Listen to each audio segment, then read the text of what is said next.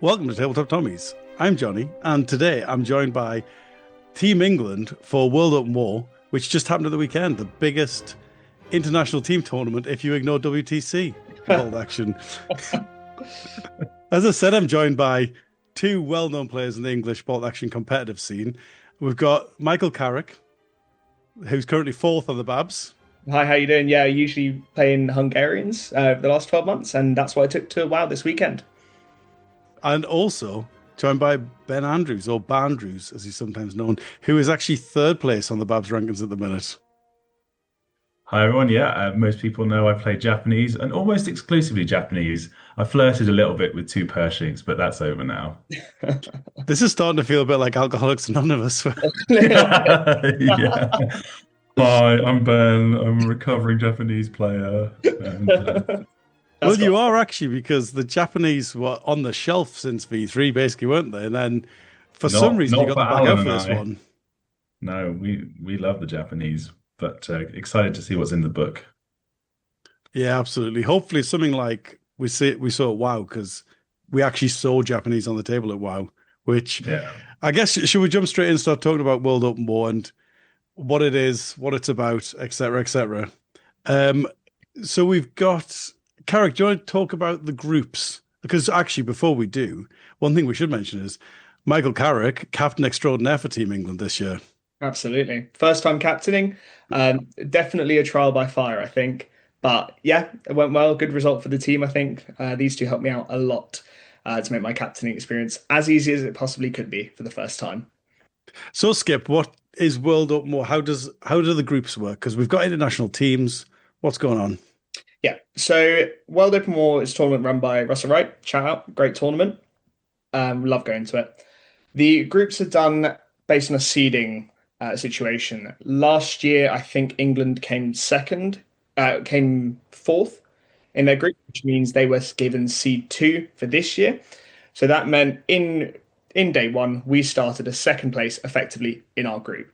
I think the first seed in our group was Poland. Third seed was Mixed Nuts, and then the fourth seed was the Netherlands, and that's all based on how teams performed last year. So you already come in with a rough knowledge of where you're going to land in your group starting out. On the first day, you play 3 games. That then decides your ranking and position for the second day. You will then be put into your groups based on where you came in the group. For example, we came first, so we went into the top group as the first player. I think the other teams were Spain 2, Spain 1, and Germany. And then second place goes into their own group, third place goes into their own group, fourth place in their own group as well. That's a bit of background about how it works. Yeah, and teams of 3, so it was us 3 for Team England. Absolutely. And the Spanish team were the same Spanish team as last year, weren't they? Yes, they were, yeah. Same Spanish team who won it last year as well.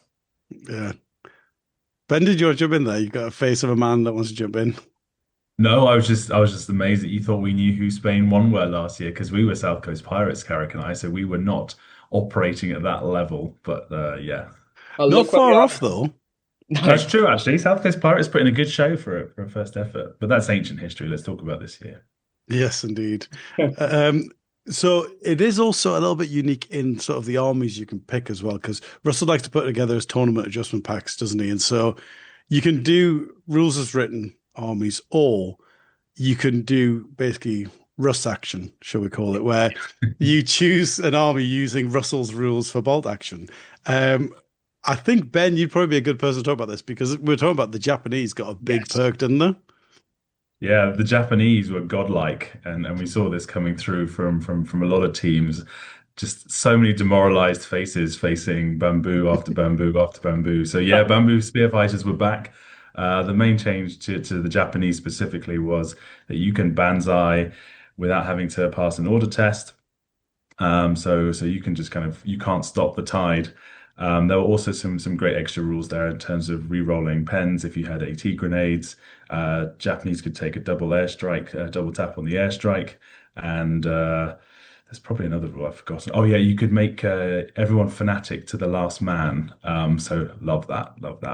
But in general, not too many major changes to the main rules. It was things like, you get a little bit of extra cover. If half of your squad's in cover, you do get cover as opposed to not.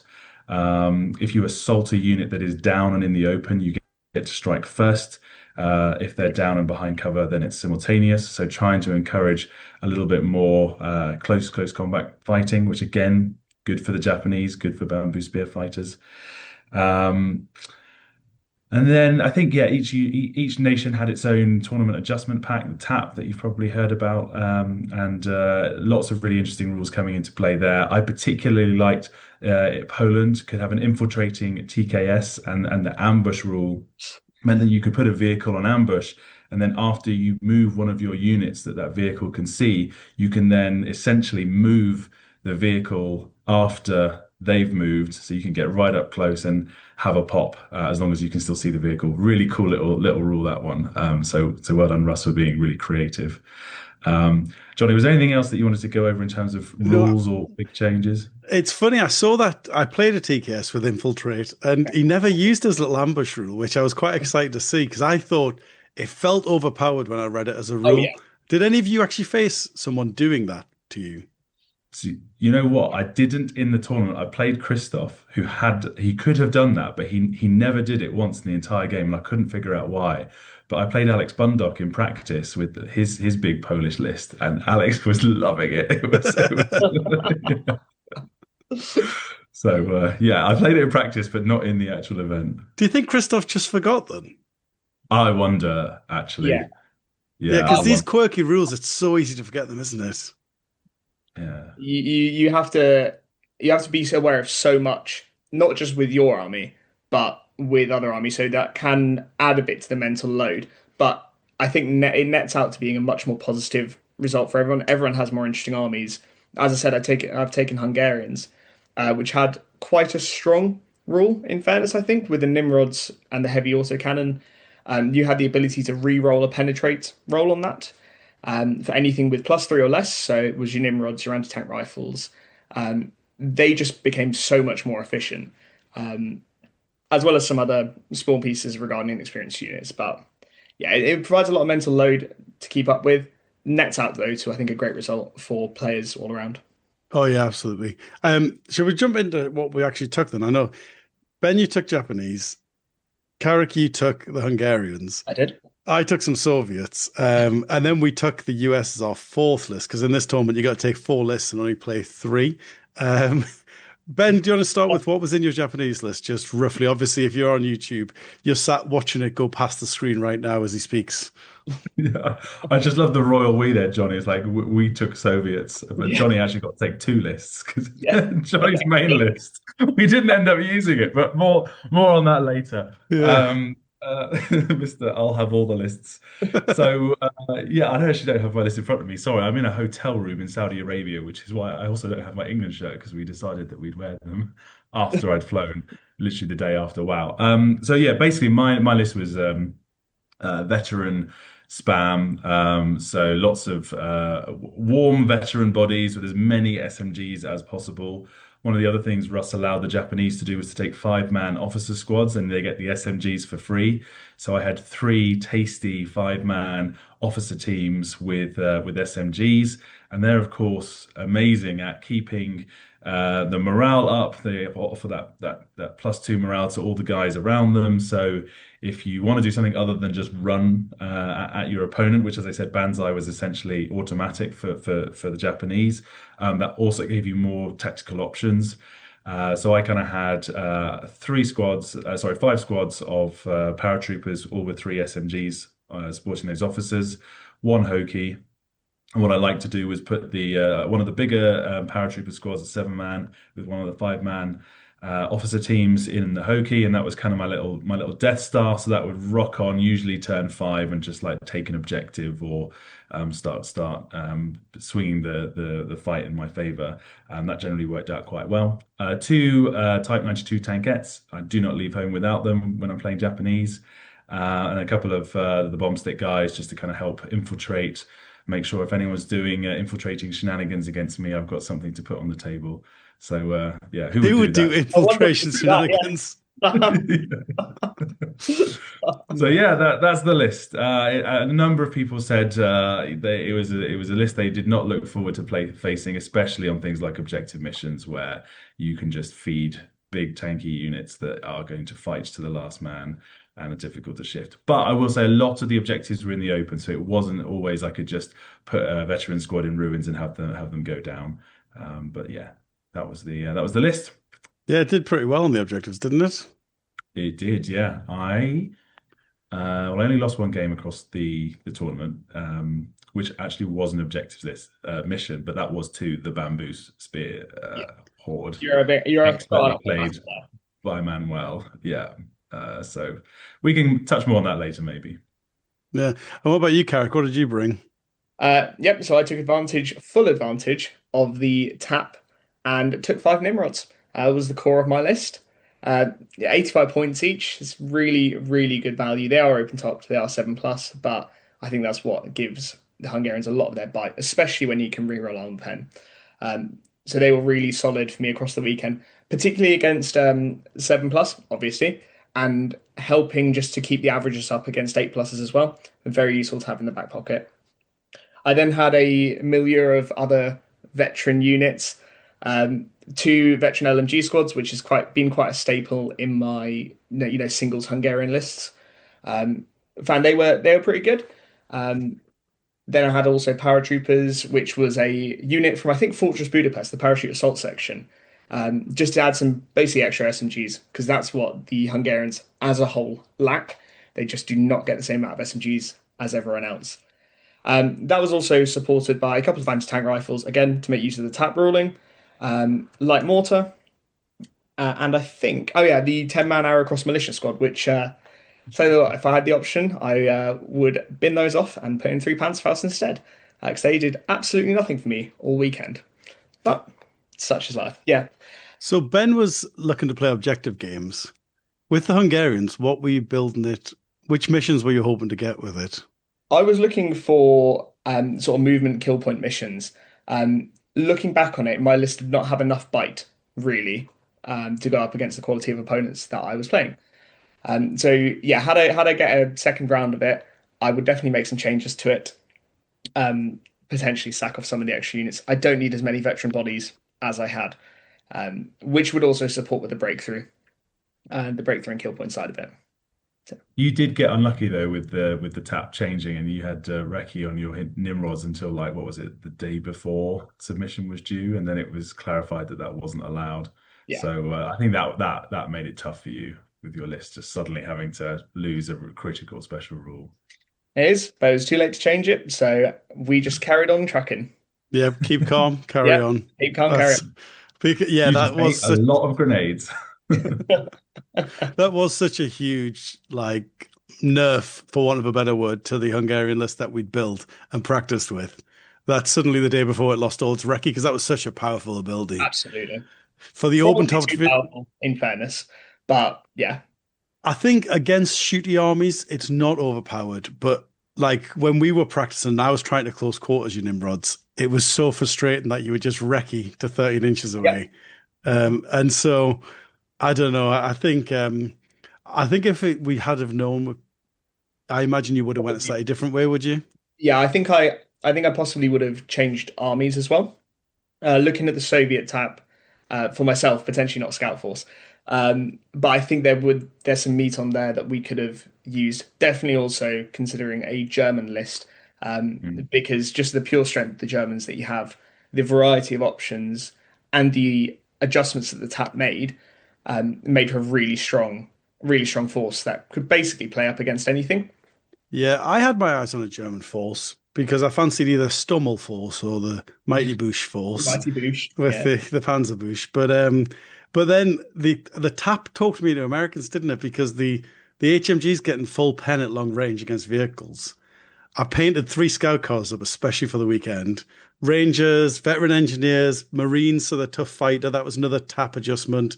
And it was actually a really nice list, which then I didn't use the whole weekend. Because instead you guys talked me into using the scout force all weekend with just basically, I think it was, 3 platoons with 3 scout squads and 1 tank hunter squad, which again doesn't exist in the rule book. It only exists in the TAP or the new Soviet book. Basically, it's the new Soviet tank hunter squad. And that was a lot of fun. 6 games of that was a lot of fun, to be fair. Just always in people's faces. there are a lot of objective missions that we saw across the weekend. We had the missions obviously given to us beforehand, so those missions, along with Johnny's skill set as a player, the scouts really lend themselves to working well within our setup. And yeah, clearly you had a cracking weekend, Johnny. What was it? 5 wins and 1 loss? Yeah, it was 5 wins, and then the kill point is where the scouts were really strong because obviously got all those veteran bodies, and we threw a few red herrings like against I think it was game Denmark one. one. I'm going to call Yeah. them who went into the tournament as mixed nuts, but are now Denmark one.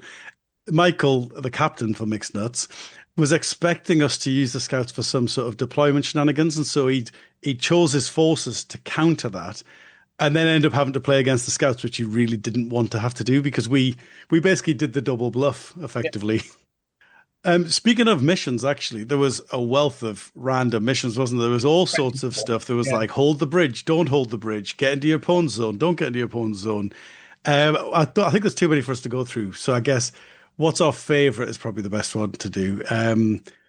Ben, do you want to open up with your favorite mission of the weekend? Favorite mission? Oh, most of my missions were, to be fair, versions of key positions. So I guess a lot of them were pretty standard. But do you like 3, 5, or I 7 objectives? That's the big question. Yeah, exactly. Do you like 5 or 7? I don't like 4. I had to play the 4 objective one twice. I managed to win it the first time, and then the second time was a draw against Carlos. So yeah, Well, that was a good game. And a good draw against Quite an the intense ultimate game. winners of the tournament. Yeah, exactly. I mean, Carlos, phenomenal player, right? But also, key positions for, it's likely to be a 50. draw. So, even though phenomenal opponent, and I learned a lot watching him in action, probably wasn't my favorite mission.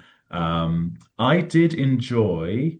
I like a bit of fog of war, with objectives. It just keeps things spicy. And being Japanese, it reduces the probability that people are just going to take lists that Japan won't do particularly well on. So we played a mission called the Bulge, which was essentially key positions, five objectives, one in each quarter and one in the middle, but with fog of war deployment in quarters, and that was against Pim.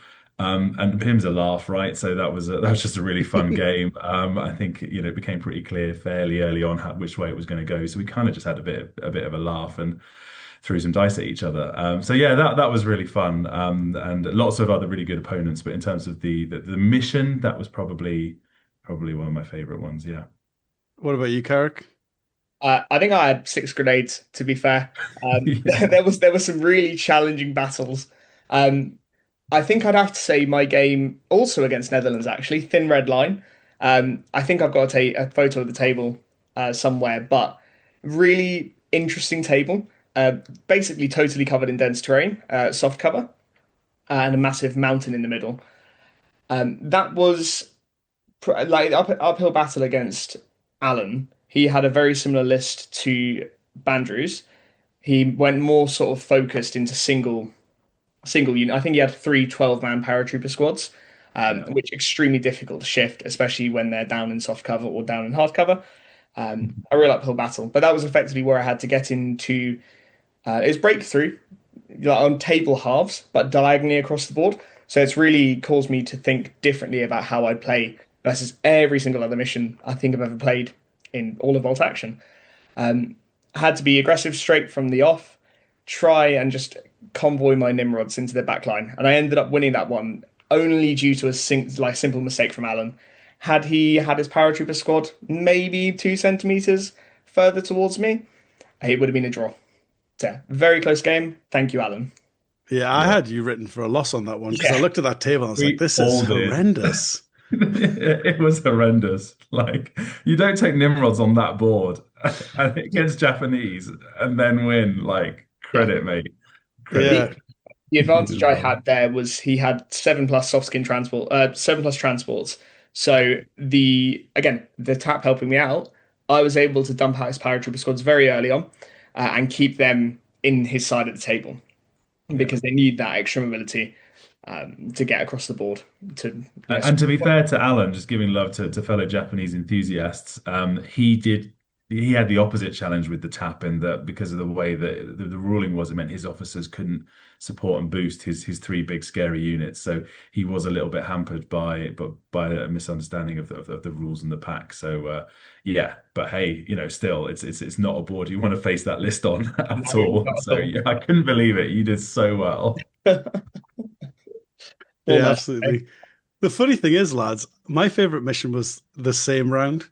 The exact same round when we played, because I played their star player, Danny. And to be fair, like he had a good army, Rangers, Marines, he had the 105 Shermans. It was pretty scary, but I was just so close to him. And the mission, the reason I really enjoyed this mission was it was kill points, but you got double points for close quarter kills.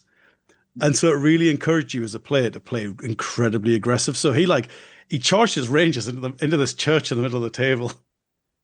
And then I had to whittle them down. It was so difficult, obviously, like veterans in hardcover. And I've got no HE. And I'm whittling them down because if I don't whittle them down as well, he's just going to get a cheap order dice off me at some point. And yeah, that was my favorite mission just because we were so close to each other and just punching each other in combat, basically.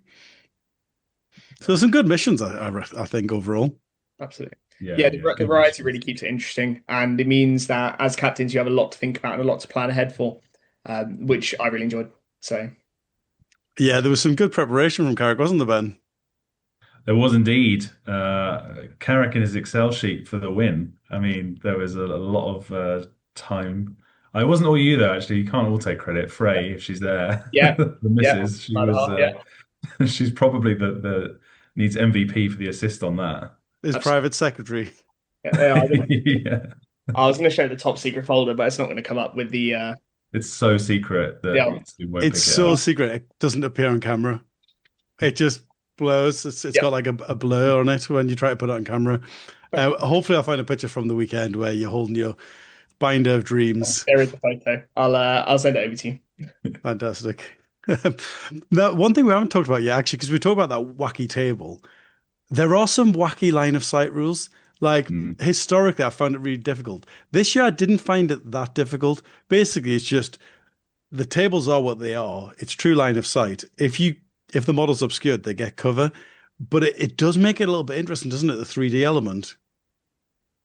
Yeah, it does. So I played Primisol Bridge, which has kind of like raised edges on the back, and the bridge is quite low down in the middle, and there's an objective in the middle that you kind of just need to park your unit on. I mean, you can play it as kill points, right? But as Japanese, I could forward deploy my paratroopers onto it. So I was like, why not put the pressure on, put a unit that's hard to kill on it right from the beginning, and then you get 2 victory points for owning the objective. So you have to win by 2 kill points essentially. So you're basically saying to the opponent, you have to come at me if you wanna win.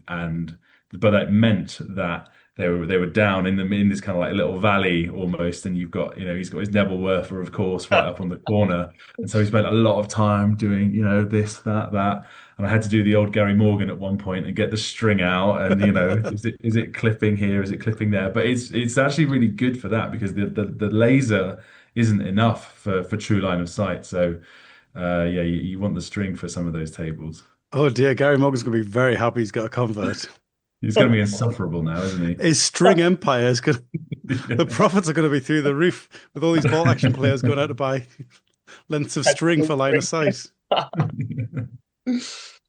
Yeah. I don't know if any of us ended up on the train table where it's a train in the middle of, it's basically a train on a mountain. If we can get a photo of that, that's another example of why true line of sight was so important for this weekend. You basically just start the game and you can't see each other. So you wait 3 turns and then everything's in point blank. So I watched, I think, Michael Christensen play next to me on that table, and he looked like he was having a good time, it's fair to say, with the scouts. Yeah, it's a brutal one, that one. I've played on it historically, obviously not this year, but it's exactly that way. There's a moment when you have to go, basically you blow the whistle, you go over the top, and then see how long you can survive, basically, until you get gunned down. But it's more 1917 than 1943. Yeah, exactly. Should we talk about how well we did then? Because I think on the first day we did all right, didn't we? How did we do, Skipper? Top to our group. Top the group. I think by quite a fair margin as well. I think it came down to who was going to be in second place, basically it was based on the outcome of our game against Poland. So yeah, I think we put in a solid performance. Very good days from both of you. I think it was 3 wins for you both, wasn't it? Yeah. Yep, 3 wins for me, and I think 3 wins for Ben. Yep. Did exactly what we wanted to.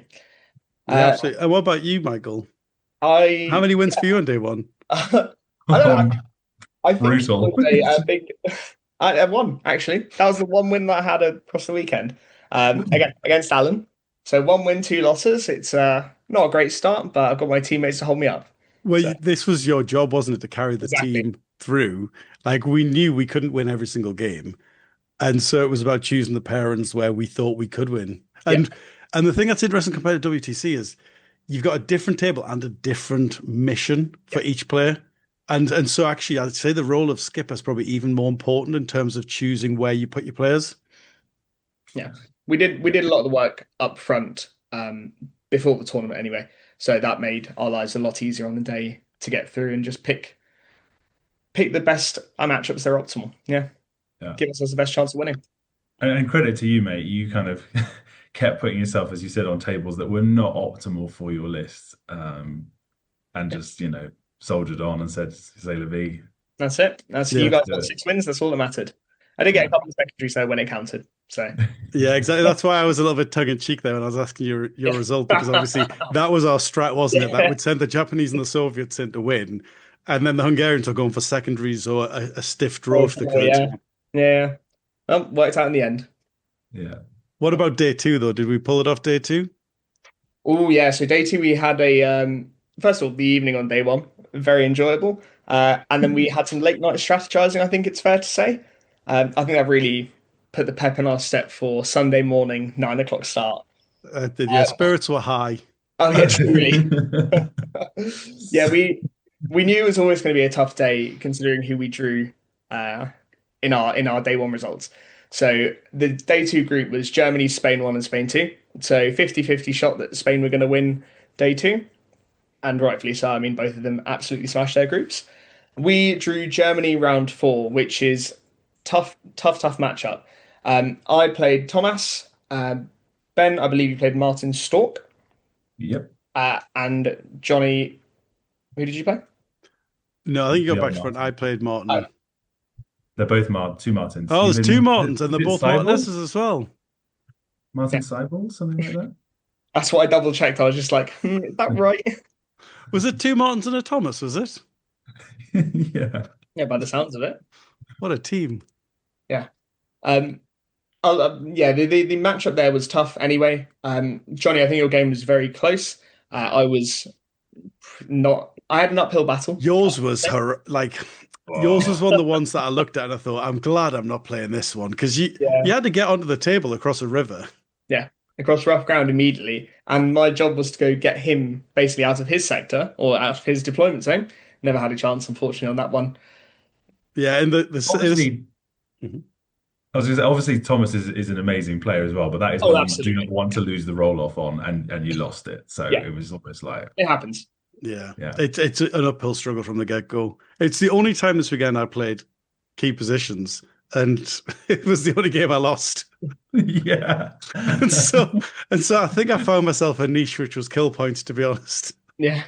Yeah. That's pretty. That aligns pretty well with how you usually play in singles events, to be fair. Yeah. To be fair, the 7 objectives is so hard to it's a bit of a movement mission, if anything, because you leave one open and you can just whiz around, can't you? So that is something that I think we need to consider, like, in future for our objective armies. Like, do you have one unit that's really fast? Maybe it's like something in a Jeep. Well, like Lancers, for example, what you're up against, that's exactly the sort of list that's designed, or that's exactly the sort of mission that list's designed for. So that's one to consider for next year, maybe. So it was a close loss against Germany. 2 losses and a win, I believe. 2 losses and a win, yeah. Overall, decent result, but could have been better. We then drew Spain 1, which was, again, we thought we were in for quite a challenge. I think it's fair to say. Their 3 best players, they do it top 6, I think, for the 2 teams that come, top 6 in their rankings. So we had Akies, Carlos, and Yano. And yeah, those missions that we drew, I think we drew the same ones we played game one, day one.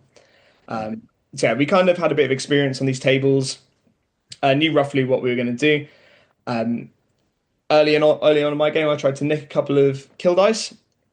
Didn't go my way, so I just played for the draw and managed to secure it in the end. So I'll take that against Yano. Excellent player. Ben, how did you get on? That was like I remember looking across and you were like and hearing because you guys finished a little bit ahead of me, hearing that you got a draw, and I was like, mate, that's a cracking result.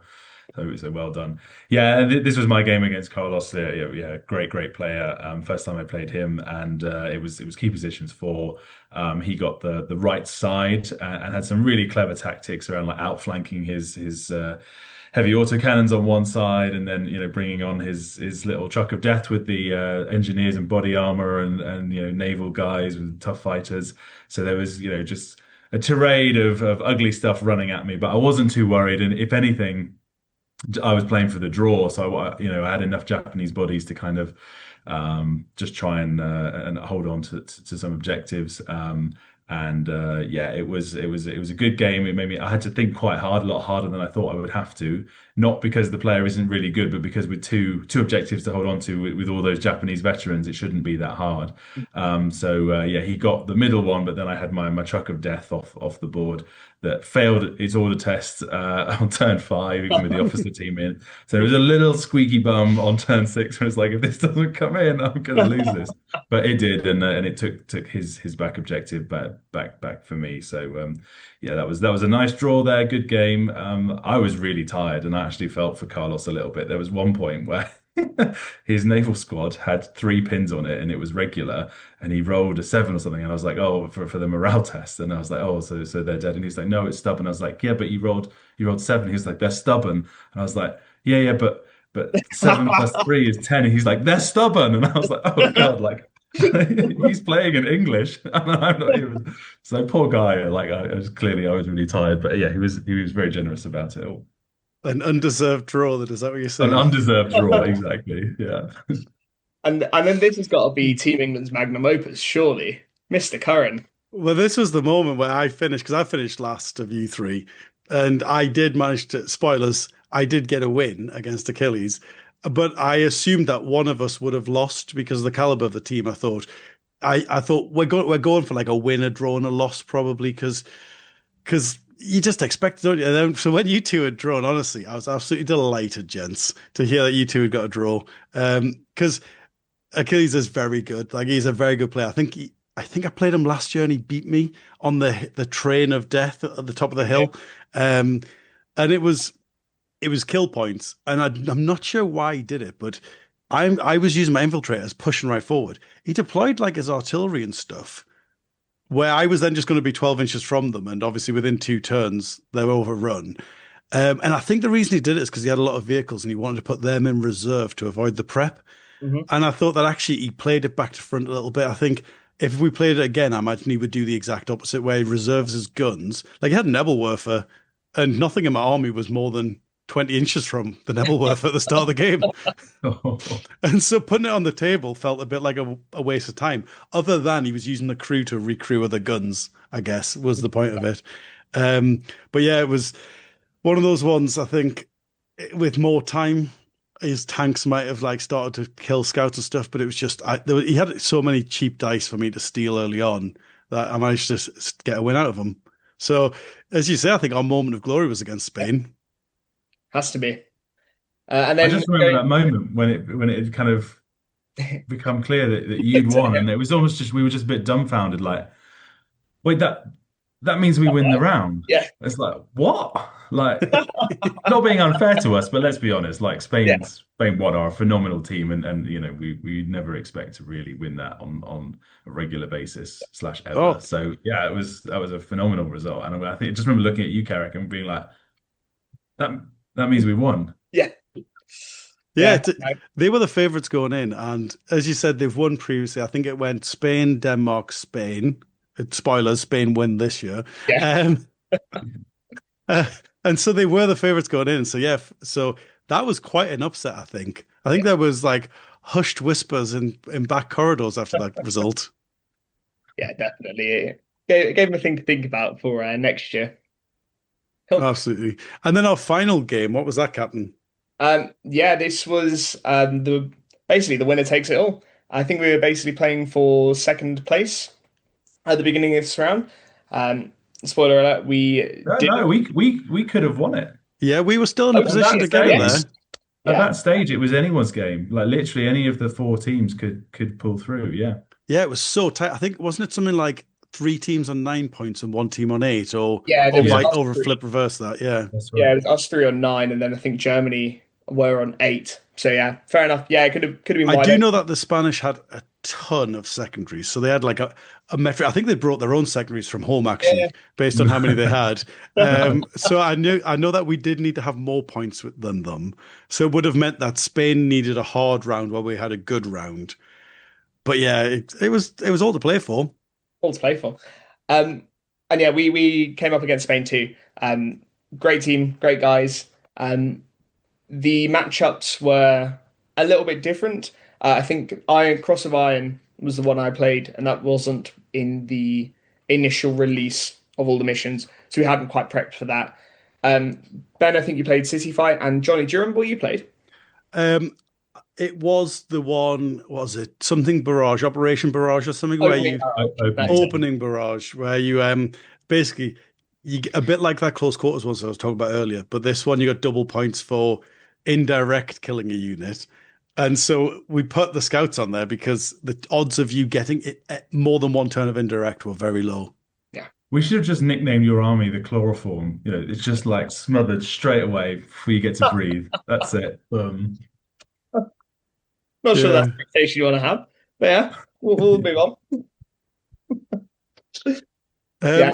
Well, I mean, I think this game I really enjoyed. It wasn't my favorite mission, but it was one of my favorite games. Last game of the tournament, Aito I was playing it was a really clean game, which is why I really enjoyed it. It was fast, it was clean. There was like very little, any rules disputes were like really easily tidied up. It was a really, really nice game to end the tournament on. Yeah. But- I played Okay. Aitor at the WTC, and yeah, shout out to him as well. If anyone ever plays him in future, you're in for a really good game. Because I had the 2 Pershings on a kill point mission, and the poor guy was like, and he took it so well. He was like, you know what? I'm just going to play it, and I'm going to give it my best. And yes, he took it like a champ. Yeah. It feels like we've both done a similar thing to him because Yeah. it was He said that, similar actually. where the scouts like- were right on top of him. Just anything he deployed had like 5 pins turn 1 by the end of it. And then his armored car, the little auto blinder, just would not turn up. It was like from turn yes, I've heard 3, he kept rolling like a 10, and then he'd roll a 9, and I'd be like, oh no, but -1 because reserve. Oh no. And honestly, we thought he wasn't going to come on, but he did. Turn 6, he turned up. Better late than never. Yeah, but he took it very well. He didn't get upset about it. He took it in good stride. Good on him. Ben, you had quite a tough matchup this round against Manuel. Yeah, this was the hardest game, and all my opponents were fantastic. Like Bjarkan, round 1, shout out to you. That was a really good game. Christoph with his Polish Lancers, game 3, that was really tough as well, close. But I think the game against Manuel was probably my favorite game. It was Japanese versus Japanese. It was the bamboo super spam that Russ had created against the kind of more traditional veteran spam that I went for, and we had 5 objectives, 4 of them around the outside, and a secondary in the middle.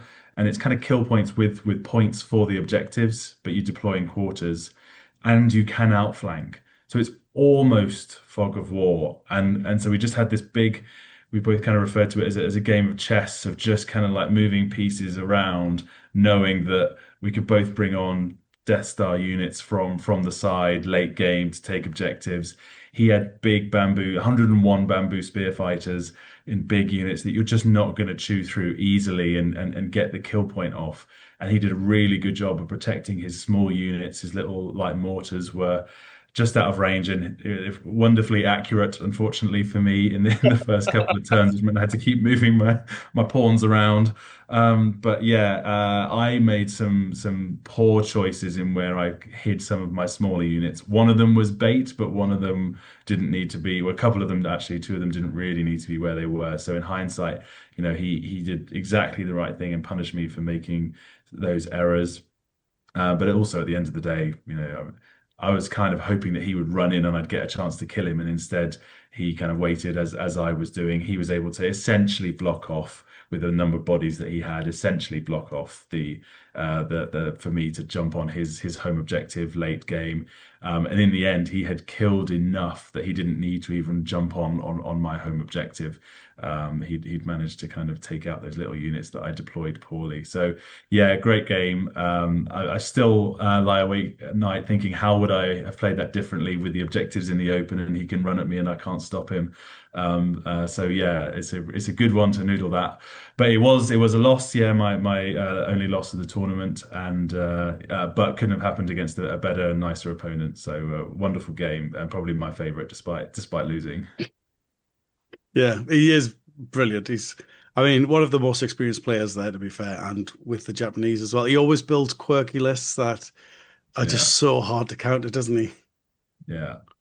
Because the other rule was, and because we tried a version of this in our practice, you can take Kemper ties that allow your green bamboo spear fighters to go up to regular, and they go up on a 5 and they can re-roll that if it fails. So when you work it out, it's essentially a 50-50 chance.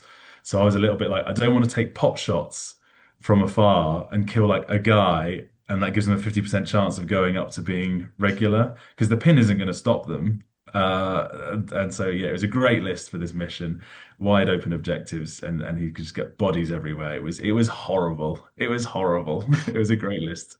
Yeah, that was your advice to me when I played the Japanese, to kill a Kemper tie first, but I don't know how you thought I was going to do that with my SMGs. Yeah. When he's hiding behind a building and all I've got is a 12-inch range. I was like, that's great advice, but I don't know how I'm going to execute it. Yeah. So I actually did do what you said not to do, which was to just kill the inexperienced troops and let them go up to regular and just keep whittling them down.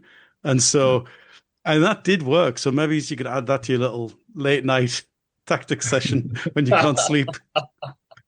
Well, he was very clever. He was keeping them all back, waiting for a late surge because there were the objectives, right? So I was like, I won't be if I put my guys on the objectives out in the open, I can't stop you. And he's got enough units to just take mine off. So yeah, I'll consider it. Thanks for the advice. You're very welcome. I'm not sure it would have worked but yeah. Do you know, I think the better tactical advice might have been just to put a different army against him. I think that's where I conclude as well. That was the grenade that we needed Carrick to eat. Yeah. Where's the captain when you need to throw him under the bus? Yeah. What's a little bit more? Come on, just have another. Yeah, 6 for 6, right? That's it. Yeah. That's consistency at least, right? There's something there. So I got won, a Jonny. big win with a secondary, lost, yeah. With and then no it came secondary. down to Mr. Carrick. It's got to be classy, isn't it? It's a draw versus Nacho. It was, to be honest, the table I quite liked on the face of it, because there was a few odd sight lines where my Nimrods could really leverage that range advantage, especially with 5 of them. I was able to snipe a few smaller units, and had I managed to pop one of his tanks, it would have been a win for me. The premise of this game was that it was sectors, but basically only your officer units counted for points. So quite quickly I realised the best way to do this was get your officers into neutral quarters, bank you 2 points, bank you 3 points, and then just get on with the kill points game. He did effectively exactly the same thing. But the range advantage that I had allowed me to pick off things like, his light mortar. I played a deliberately cagey game just to ensure that we wouldn't have like a blowout loss. For example, like Ben, if we had 2 losses, it would have seriously impacted our results. I've come in, 3rd overall. But yeah, Nacho, great opponent, tough game, really cagey throughout most of it. There was a cheeky side shot on his Stuart that I got right at the death of the game, which did put it to a draw in my favour, I think. But I just needed that single extra dice and would have pipped it. I also was debating going for the secondary, but he had I think the AA Crusader with 4 autocannons, sat there on ambush, and I was like, I don't know if 4 veterans will probably survive this. So I decided discretion was a better part of valor and backed off, which of the overall results potentially could have cost us. I'm not sure because to jump to the overall results, Yes. Spain won. I think I already spoiled that Yeah. earlier. And we got the same points as Spain too, but they pipped us on secondaries. I'm not sure they pipped us by 1. The only way that you getting that secondary would have changed the overall is if they'd pipped us by 1, and I think they pipped us by more than 1 secondary. No, I heard Russ saying that they pipped us by One one. secondary in it, yeah. So we would have been a dead draw, and then And I got don't the know kill how they would have points. resolved that. Kill It would points, go to yeah. kill points, I think. Yeah, kill dice. I reckon they'd have won that because I I don't think tend to kill not. that much. Yeah, I'm very bloodthirsty. Oh yeah. famously. Yeah. So maybe then, maybe. But we came in third, but actually second nation. Second nation. We'll take that. We'll take that run to the hills, honestly. And also, having beaten the winners of the tournament, I don't think, like, clearly we could have won that tournament. Like a few things here and there, and we could have come top. Not to blow our own trumpet too much, but it's the best team England's ever done at World Open War. The last 2 years we've come fourth, and so one up from. So in 2 years' time, if we continue at this trajectory, Well, yeah. we'll be first. Yep, Yeah, that's the plan. that's the way it works, right? 1 per year. Yeah, that's exactly how it works. What was also good was nice to see that people in our group did very well as well. So Mixed Nuts that came second, they ended up winning their group. So they're, as you say, they're now Denmark 1, right? Yeah, they're the best Denmark not team keen on now. that. Boy's gonna love that. Yeah. And then Poland won their group, Group 3, and Netherlands came second in theirs, losing out to the mighty South Coast Pirates. And well done, Captain Murph. Yeah, well done, Murph. We didn't really give a shout out to earlier in the episode, but we did have an honorary England 2 team, which was captained by Charlie Murphy, who is, I believe, what's he, 5th on the Babs? The 7th on the Babs at the minute. Right by me, yeah. So just behind Mr. Carrick. And yeah, they didn't have a great first day, but they did pull it back and get a trophy on the second day. Yeah. Nick Murray and Matt Sparrow did put in a good effort.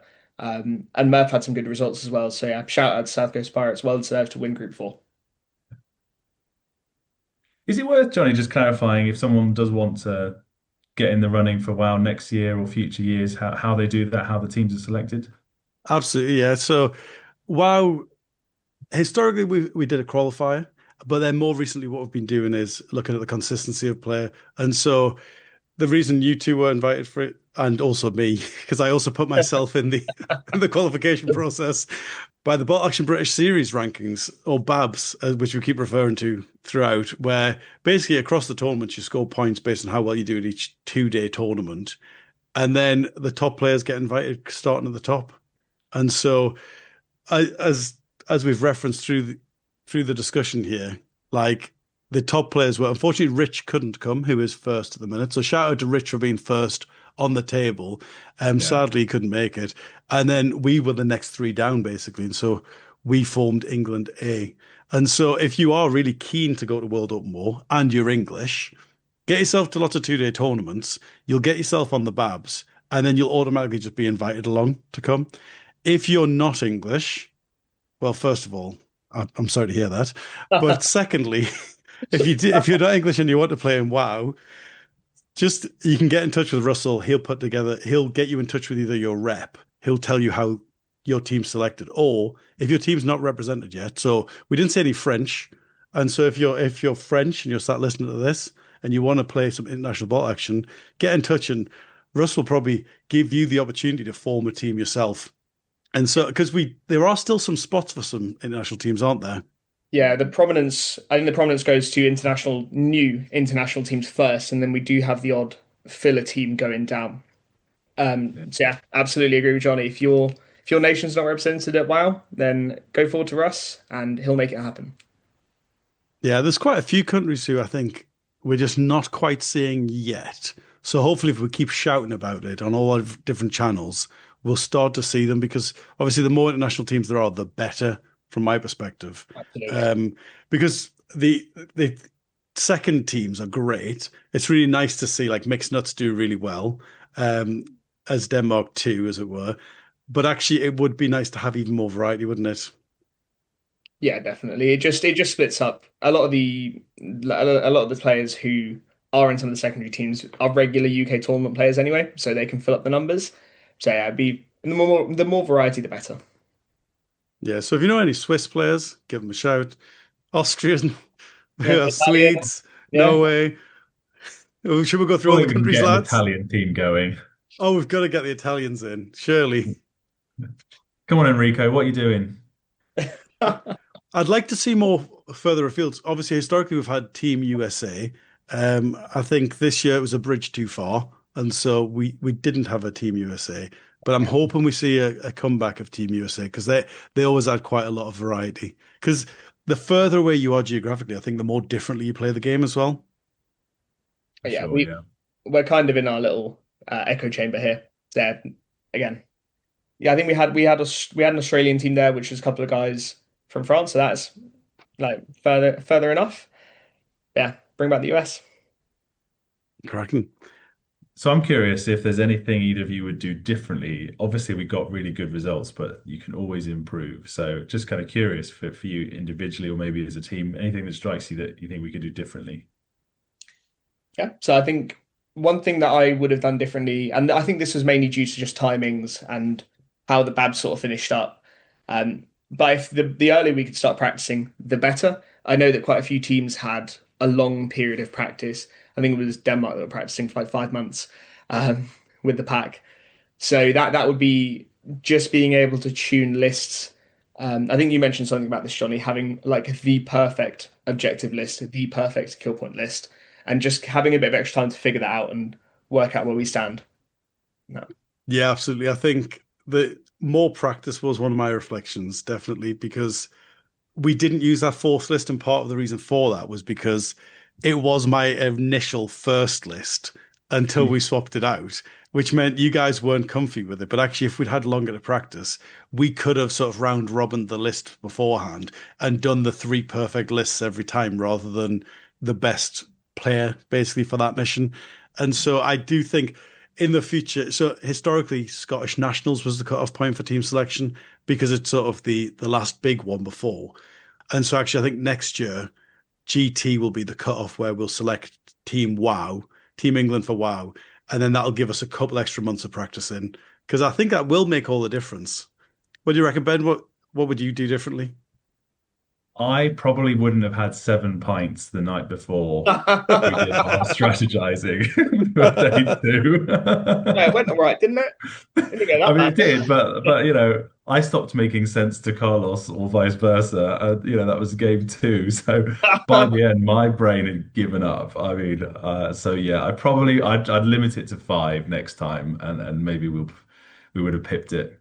The worst part of that was we did have a conversation beforehand where we said, if we're on for a podium, Yeah, we'll be take it sensible. easy.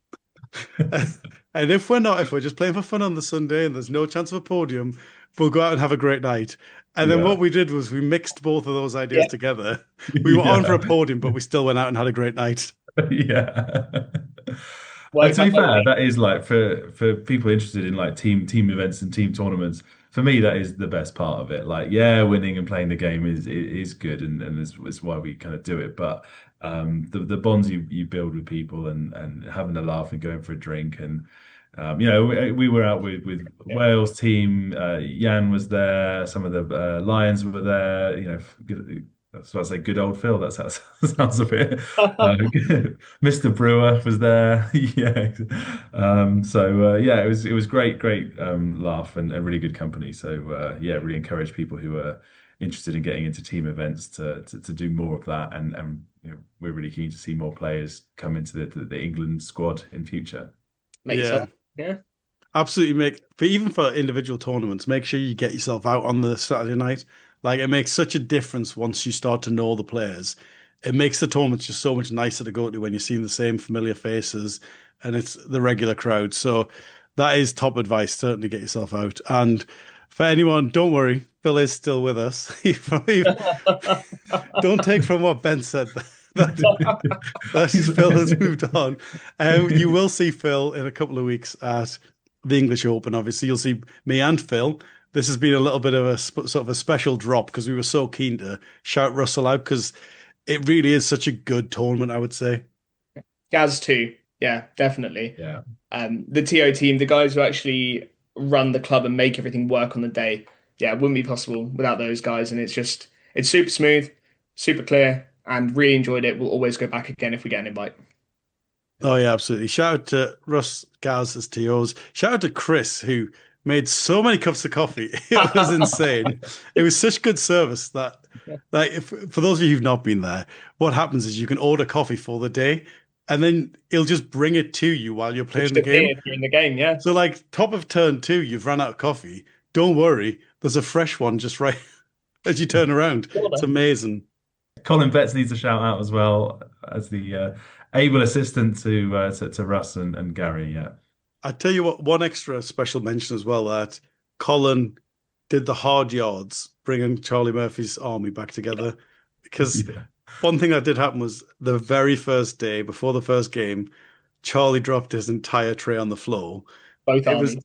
Both armies. He hadn't even got in the building, he was about 20 yards away. Oh, it was like someone needed to blow a bugle, didn't they? So we need to do the last post. Bless. He came back for it though, and yeah, as I say, Colin really stepped in, powered through rebuilding the army. I don't think he used the British over the weekend, to be fair, which is the one that was mainly damaged, but didn't need to. No, didn't need to. Too good. But yeah, huge shout out to Colin for that, for helping with that, because it just shows like how everyone's just leaning in to help, and there's no, like, everyone's just happy to help basically, which is a brilliant thing when you're at a tournament. Great environment they make down there. Brilliant. So, as I said, hopefully I'll see you at the English Open in a couple of weeks. You may, in fact, hear another special episode after that with a little review from myself and Phil. But in the meantime, thank you so much, Carrick and Ben. Nice. Thank you. Thanks for having us. Do we get to say the Tatar thing now? We can do it. First, I was going to say it's coming home. Absolutely. Next year, WoW 26. It's coming home, but ta-ta for now. Ta-ta for now. Ta-ta for now!